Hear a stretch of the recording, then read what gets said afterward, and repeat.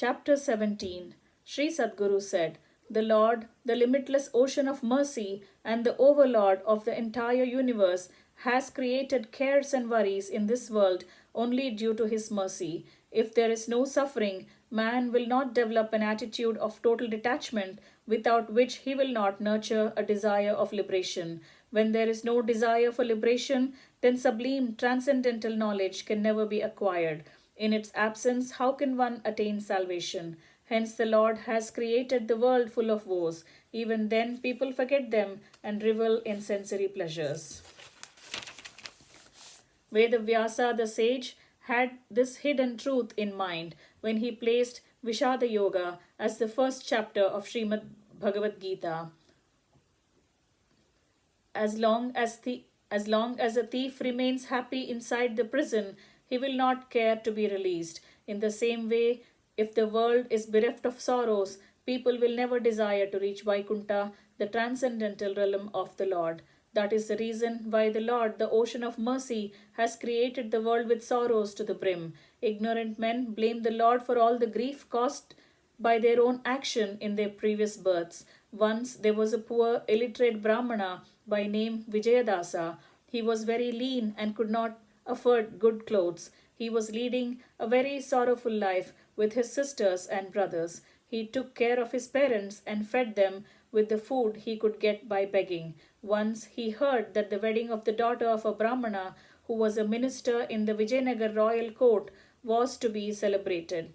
Thinking that he could get sumptuous food, he went there with joyful expectations. He had been starving for 4 consecutive days, hence he sat down eagerly to eat. Seeing that poor, bony old man seated in the row, someone present there became very angry. Without any sympathy, he pulled his hand and ordered him to get out. That man, puffed up with his wealth, ordered the starving poor Brahmana to fetch water for others to wash their hands after the meal.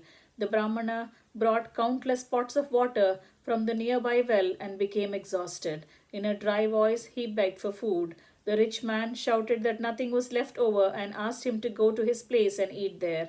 Vijayadasa became extremely sad. He did not want to return to his house where he could get no food. He became dejected totally. He went from village to village begging for food and finally started on a journey on foot to Kashi. On the way, he met with many sorrowful experiences. He was abused by people in many ways. Then he learned the real nature of the world and began hating it.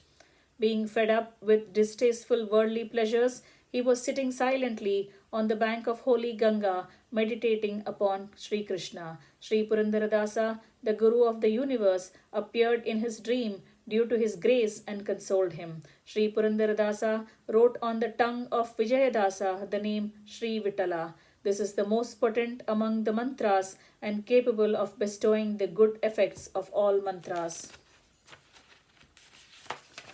At once the illiterate Vijayadasa learnt all the Shastras and turned into a scholar. He rendered many verses, bringing out the intrinsic import of all the Shastras. Listening to the superb Krishna bhajan of Vijayadasa, many knew that he was a great Vaishnava and hence started paying their respects to him. Mahatma Vijayadasa visited many holy centers and spread pure devotion to Lord Hari extensively on this earth. Vijayadasa, who was once so poor, had now become a great man, reputed over the entire land. Is it not undoubtedly due to the glory of the divine name of Sri Govinda? With the Guru's blessings alone, a man attains perfection, and not with possession of wealth, relatives, wife, and children. Did not Vijayadasa leave behind all his relatives and reach Kashi? Did he not find peace of mind there due to the grace of Sri Purandaradasa? That leading Haridasa came again to his native village and consoled his grieving parents. Finding their son back with them and learning that he had become a renowned devotee, the happy parents embraced him with joy. Thus, in this world, there is no savior among rich men for the poor. Lord Vishnu, the kingsman of poor and the repository of mercy, is the sole savior of them all. Thus ends chapter 17, entitled Shri Vijayadasa Charitram of Book 3 of Shri Vaishnava Samhita, composed by Shri Krishna Premi Swamigal.